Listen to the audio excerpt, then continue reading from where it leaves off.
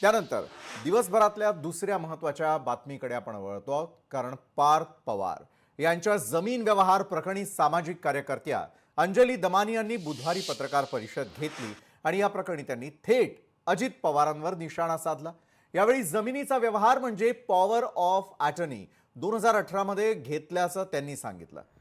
पत्रकार परिषदेमध्ये दमानिया यांनी या जमीन खरेदी प्रकरणातील एका नवीन नावाचा खुलासा देखील केलाय।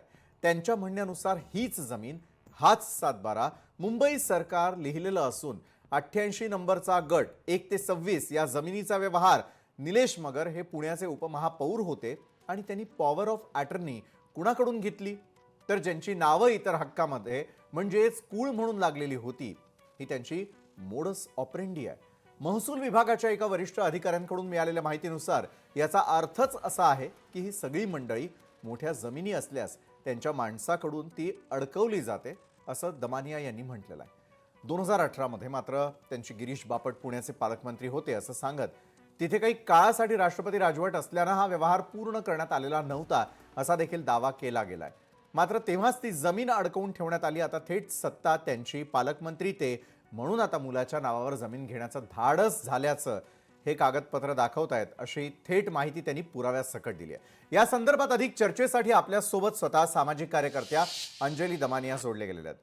अंजली ताई, अजितदादा बोलतात मला व्यवहार माहिती नाही, तर मग या व्यवहाराची पाळंमुळं जुनी आणि रुतलेली आहेत असं देखील या पुराव्यांनुसार कसं काय आपण म्हणायचं? कसं आहे, की आज आता हे जे डॉक्युमेंट मिळालंय हे 2018चं आहे आणि मी ते सगळ्या बरोबर, माध्यमांना देखील पाठवलंय. निश्चित। म्हणजे असं नाही, की मी काही लपवतेय किंवा मी काही दाखवत नाहीये. हं, हं. त्याच्यात सगळ्या गोष्टी आहेत, की ती 4 माणसं आहेत घेणारी आणि देणारी 15 माणसांची नावं आहेत. हां, काही ढेरे म्हणून काही कुटुंब आहे आणि 1-2 इतर नावं देखील आहेत त्याच्यात. बरोबर आहे। तर त्या प्रत्येकाचं आधार कार्ड आहे, सगळे डिटेल्स आहेत आणि हा व्यवहार त्याच मुंबई सरकार लिहिलेल्या जमिनीचा गट नंबर 88 1 ते 26 त्याचे जे भाग होते ते अ, पुन्हा त्याच्यात सुद्धा साइडच्या ह्याच्यात वतन म्हणून लिहिलेलं आहे. सगळं तेच आहे. म्हणजे काही त्याच्यात फरक नाहीये.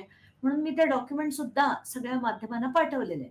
असं असताना आता आज मला वाटतं रोहित पवार म्हणाले कारण ते मगर कुटुंब म्हणजे त्यांची सासूरवाडी आहे. हे पण मला माहीत नव्हतं. हे मला पत्रकारांनी सांगितलं जेव्हा ते प्रेस कॉन्फरन्सला आले होते हं, तेव्हा. हं, हं. तर आता मला त्याच्या मागे करण्यामागे काही हेतू काहीच नाहीये. माझ्याकडे ते सोनावणे म्हणून जे त्यांचे ॲडव्होकेट आहेत, त्यांनी कालच ही माहिती दिली. बरं। तर मी पहिली माहिती खरगे समितीला रात्री कळवली आणि मग आज सकाळी माध्यमांशी बोलले. हं, हं. तर फॅक्ट असा आहे, की अ, हे डॉक्युमेंट झालेलं आहे. ही पॉवर ऑफ अटॉर्नी घेतलेली आहे. आज त्यांनी क्लॅरिफिकेशन काय दिलं, की म्हणे आम्ही ते करण्याचा प्रयत्न केला. त्याच्यात पुढे मग आम्ही तो विषय ड्रॉप केला. आता काय केलं त्यांचं त्यांना परमेश्वराला माहिती. हं, हं, हं. मला जे सांगितलं गेलं रेव्हेन्यू ऑफिशियल्सकडनं, की हे डेफिनेटली असंच केलं जातं. हे सगळ्या ज्या अशा मोक्याच्या जमिनी असतात, कॉन्ट्रोव्हर्शियल असतात, हं, हं. तिथे अशी डॉक्युमेंट्स करून अडकवून ठेवायची. बरं। हे जेव्हा वेळ येईल तेव्हा ती चुपचापपणे गिळंकृत करायची. हा एक मोडस ऑपरेंडी आहे. जे मी बरोबर। एक्झॅक्टली हेच मी तिथे मांडलं. हं, आता हं, हं. अ, अ, रोहित पवार म्हणतात त्यांनी आधी डॉक्युमेंट्स दिली पाहिजेत. त्याच्याशिवाय बोलू नये, कुठल्या परिवाराचं नाव खराब करू नये. मला तर यांचा परिवार आहे हे सुद्धा जसं मी म्हटलं पत्रकारांकडनं आज कळलं. हं, मला हं, तो हं, हं. अजिबात माहीत नव्हतं. आणि आता तर मला असं वाटतं, की हे आणि सीरियस झालंय. हं. कारण जर हे निलेश मगर आणि सतीश मगर मला वाटतं त्यांचे सासरे आहेत. मला त्यांच्याशी काहीच घेणं-देणं नाही. हां, हां, हां. जिथे-जिथे जमिनी चुकीच्या असतील, सरकारी जमिनी असतील किंवा लुटल्या गेलेल्या जमिनी असतील, तिथे-तिथे लढायचं आणि त्याच्यात कारण ती सरकारची म्हणजे आपली जनतेची जमीन आहे. बरोबर आहे। कोणालाही ती खाण्याचा बिलकुल अधिकार नाहीये.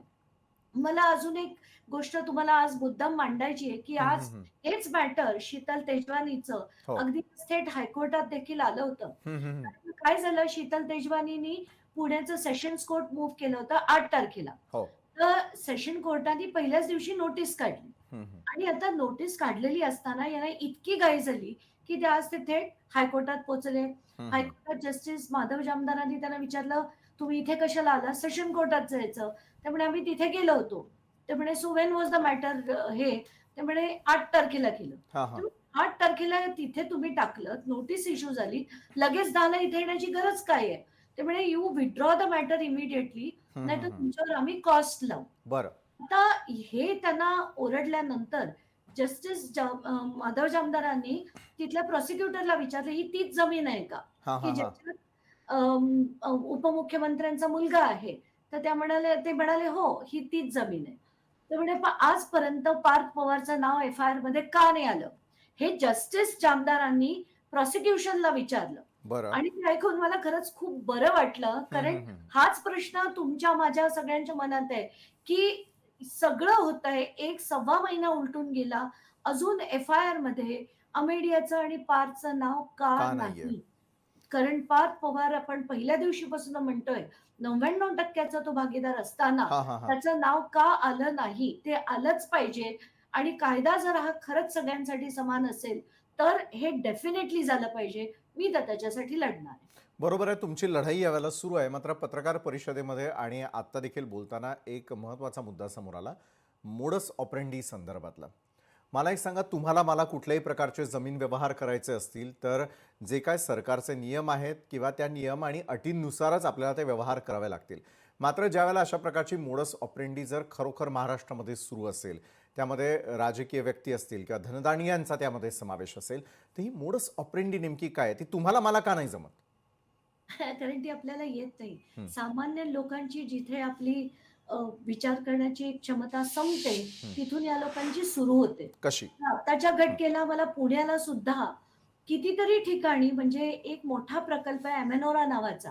बरं. त्याचे सुद्धा पेपर माझ्याकडे आले आहेत. पण त्याचा अभ्यास करायला, कारण मी कुठलाही नुसता मुद्दा घेऊन चघळून सोडून देत नाही.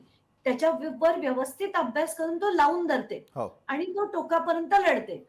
तर आत्ताच्या घटकेला एकानंतर एक जे माझ्याकडे सगळ्या केसेस येतायत पुण्याच्या, इतक्या शॉकिंग आहेत, की त्यांनी रस्ते आणि अमुक गोष्टी, हां. आता समजा म्हाडाला त्यांना घरं द्यायची होती, तर ती घरं कुठे दिली? सरकारच्याच जमिनीवर बरं. सरकारलाच जमिनी दिल्यात. आणि हे सगळेजण करतायत हां. म्हणजे हं. तिथे शरद पवार गट पण तेच करतोय, अजित पवार गट पण तेच करतोय, भाजप पण तेच करतायत आणि शिंदे गट पण तेच करतायत. बरं. त्यामुळे कोणीही एक्सेप्शन नाहीये. सगळीकडे अक्षरशः मी तुम्हाला सांगते ना, महाराष्ट्रात प्रचंड लूट चालली आहे. कुठेतरी हे थांबायला हवं. म्हणूनच आज मी एक सीनियर पत्रकार आहे, त्यांच्याशी बोलताना हं, हे हं, हं. देखील म्हटलं, की आपण चांगल्या लोकांनी मिळून आता एक पत्र लिहिण्याची पाळी आली आहे हां, हां, हां. सरकारला आणि सगळ्या पक्षांच्या नेत्यांना देऊया, की आता हे प्लीज थांबवा. आता ही लूट थांबवा, मतांसाठी पैसे वाटणं थांबवा. हा तुमचा गलिच्छ भ्रष्टाचार प्लीज फॉर गॉड सेक आता थांबवा. नाही पाहवत आता आम्हाला. बरोबर आहे. अतिशय कळकळीनं तुम्ही यावेळेला सांगताय आणि उद्विग्न प्रतिक्रिया समोर येताना दिसते, की ज्या प्रकारे सर्वसामान्यांची लूट सुरू आहे, ती कुठेतरी थांबावी. सर्वसामान्यांसाठी जो न्याय आहे, तोच न्याय मात्र हा धनदांडियांना असेल किंवा राजकारण्यांना असेल, तो मिळावा यासाठीचा तुमचा लढा सुरूच आहे. लोकशाही मराठी देखील आपल्यासोबत आहे. धन्यवाद, तुम्ही आमच्यासोबत जोडला गेलात आणि या प्रकरणासंदर्भातले अनेक कंगोरे समजावून सांगण्याचा प्रयत्न केला.